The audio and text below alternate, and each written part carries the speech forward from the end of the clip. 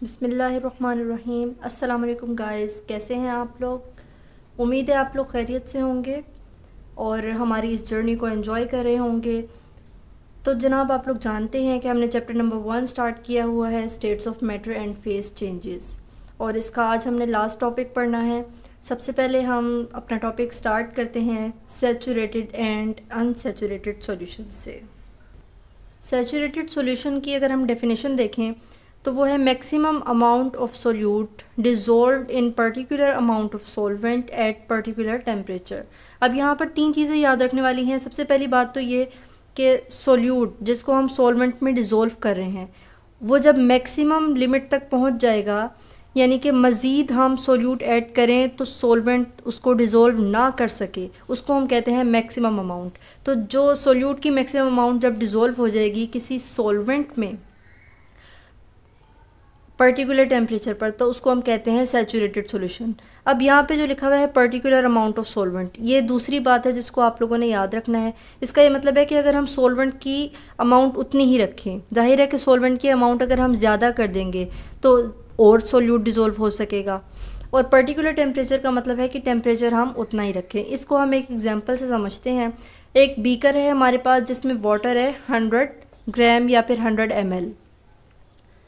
अच्छा, अब हमने क्या करना है, इसमें सॉल्ट डिज़ोल्व करना शुरू किया। हम इसमें सॉल्ट डिज़ोल्व करते गए और एक लिमिट ऐसी आई जब हमने इसमें 36 ग्राम तक सॉल्ट डिज़ोल्व कर लिया। अब ये वो लिमिट आ गई है, 36 ग्राम सॉल्ट डिज़ोल्व हो चुका है 100 ग्राम वाटर में, और इसके बाद हमने मज़ीद सॉल्ट ऐड किया टेम्परेचर चेंज किए बग़ैर, तो फिर मज़ीद सॉल्ट उसमें डिज़ोल्व नहीं हो सका। तो ये इसका मतलब है कि अब सैचुरेटेड सॉल्यूशन बन गया है, मज़ीद सॉल्ट इसमें डिज़ोल्व नहीं हो सकता। अब यहाँ पे टेम्परेचर का याद रखना इसलिए ज़रूरी है कि जैसे हम टेम्परेचर चेंज करते हैं तो सोल्यूट की जो सोल्युबिलिटी होती है वो भी चेंज होती जाती है। यानी जैसे जब हमने शुगर को डिज़ोल्व करना होता है ज़्यादा, तो हम क्या करते हैं, पानी को थोड़ा सा हीट कर लेते हैं तो शुगर ज़्यादा डिज़ोल्व हो जाती है। इसका मतलब है कि टेम्परेचर चेंज करने से सॉल्वेंट मज़ीद सोल्यूट भी ऐड कर सकता है। इसको हम डिस्कस भी करेंगे नेक्स्ट टॉपिक में आज ही। तो ये बात आपको समझ आ गई, सैचुरेटेड सॉल्यूशन क्या होता है। मैक्सिमम अमाउंट जब हम डिज़ोल्व करें, पर्टिकुलर टेम्परेचर हो, टेम्परेचर चेंज ना हो, सोल्यूट की अमाउंट चेंज ना हो, तो उसको हम कहते हैं सैचुरेटेड सॉल्यूशन। अनसैचुरेटेड सॉल्यूशन का मतलब है कि सॉल्यूशन सैचुरेटेड नहीं है, यानी कि solution which can dissolve more amount of solute at a particular temperature, उसको हम कहते हैं अनसैचुरेटेड सॉल्यूशन। यानी कि जैसे आप लोगों को लास्ट वाली एग्जांपल जो अभी मैंने दी है उसमें याद होगा कि हमने जब 100 ग्राम वाटर लिया तो हमने सॉल्ट ऐड करना शुरू किया, तो 2 ग्राम सॉल्ट ऐड किया, फिर 3 किया, फिर 4 किया, इवन 5 ग्राम ऐड करने के बाद भी, 30 ग्राम ऐड करने के बाद भी सॉल्यूशन में ये एबिलिटी थी कि वो मज़ीद सॉल्ट ऐड कर सके। ठीक है, तो solution which can dissolve more amount of solute, यानी अभी वो मज़ीद सोल्यूट अपने अंदर ऐड कर सकता है, अभी उसके अंदर गुंजाइश है। जिसके अंदर गुंजाइश हो अभी मज़ीद सोल्यूट ऐड करने की, उसको हम कहते हैं अनसैचुरेटेड सॉल्यूशन। लेकिन यहाँ भी ये बात याद रखनी है कि टेम्परेचर सेम रहे, क्योंकि टेम्परेचर जब हम बढ़ाएंगे तो ऑब्वियसली सॉल्वेंट की जो एबिलिटी होती है कि वो सोल्यूट को अपने अंदर डिज़ोल्व कर सके वो चेंज हो जाती है।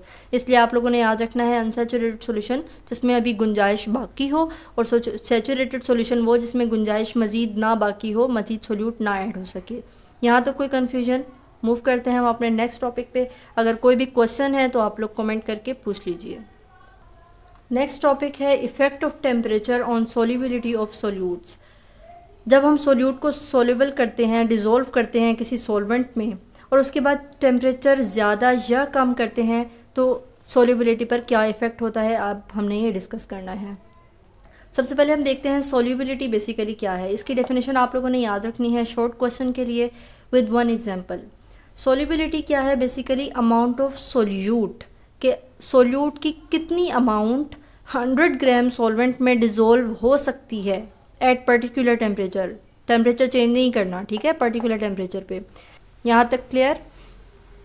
या आप लोगों ने याद रखना है कि ये सोल्यूट की बात हो रही है, सोल्यूट डिज़ोल्व हो रहा है सॉल्वेंट में।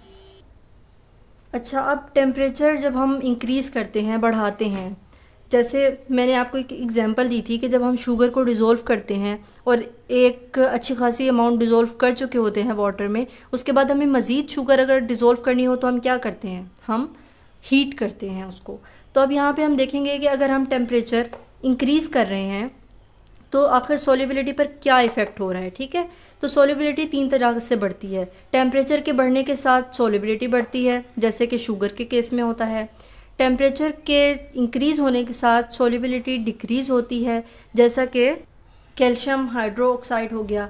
और कुछ सॉल्ट ऐसे होते हैं, कुछ सोल्यूट ऐसे होते हैं, जब हम टेम्परेचर इंक्रीज़ करते हैं तो उनकी सॉल्युबिलिटी बहुत ज़्यादा नहीं बढ़ती, जैसे NaCl। आप लोग इसको घर में भी एक्सपीरियंस कर सकते हैं कि जब हम गर्म पानी में सॉल्ट डिज़ोल्व करते हैं तो इतना कोई फ़र्क नहीं पड़ता, वो ऐसे ही होता है जैसे हम नॉर्मल वाटर में करते हैं। ठीक है, तो ये 3 केसेस हैं, हम इनके एग्जांपल पढ़ते हैं। आपकी बुक में जस्ट एग्जांपल दी हुई है। उसके बाद मैं आपको थोड़ा सा कॉन्सेप्ट दूंगी कि आखिर सॉल्युबिलिटी डिक्रीज़ क्यों होती है। इंक्रीज़ होना तो हमें समझ आता है, लेकिन डिक्रीज़ क्यों होती है। अच्छा, अब आप लोगों ने सारी एग्जांपल्स नहीं याद रखनी, बस आप लोग याद रखेंगे कि कुछ सॉल्ट्स ऐसे हैं जिनको जब हम, ये सारे वाटर में डिज़ोल्व होने की बात हो रही है कि वाटर का जब हम टेम्परेचर इंक्रीज़ करेंगे तो पोटेशियम नाइट्रेट ज़्यादा डिज़ोल्व हो जाएगा, सिल्वर नाइट्रेट, KCl यानी कि पोटेशियम क्लोराइड है ये, कॉपर सल्फेट, ये सारे जो हैं इनकी सॉल्युबिलिटी इंक्रीज़ होती है जब हम वाटर का टेम्परेचर इंक्रीज़ कर देते हैं।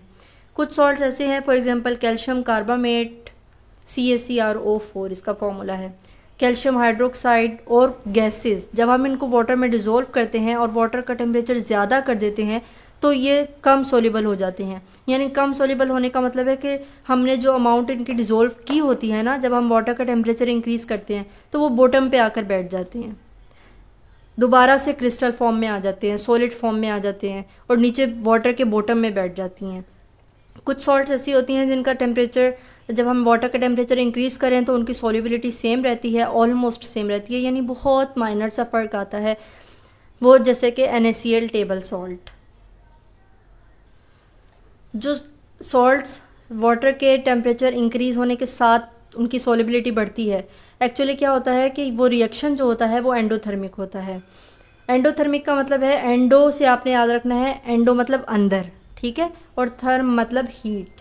तो इसको आपने ऐसे याद रखना है कि हीट एब्जॉर्ब कर रहा है सिस्टम को हम जितनी हीट प्रोवाइड करेंगे सिस्टम उतना ज़्यादा एक्टिव हो जाएगा। ठीक है, तो एंडोथर्मिक सिस्टम हीट एब्जॉर्ब कर रहा है और जो रिएक्शंस एंडोथर्मिक होते हैं उनकी सॉल्युबिलिटी इंक्रीज़ हो जाती है with the increase in temperature. कुछ सॉल्ट्स ऐसे होते हैं, सोल्यूट ऐसे होते हैं, जब हम उनको डिज़ोल्व करते हैं तो सिस्टम हीट एग्जिट करना शुरू कर देता है, एक्जोथर्मिक होते हैं वो। एक्जो से याद रखना है, सिस्टम हीट एग्जिट करता है, निकालता है, रिलीज़ करता है।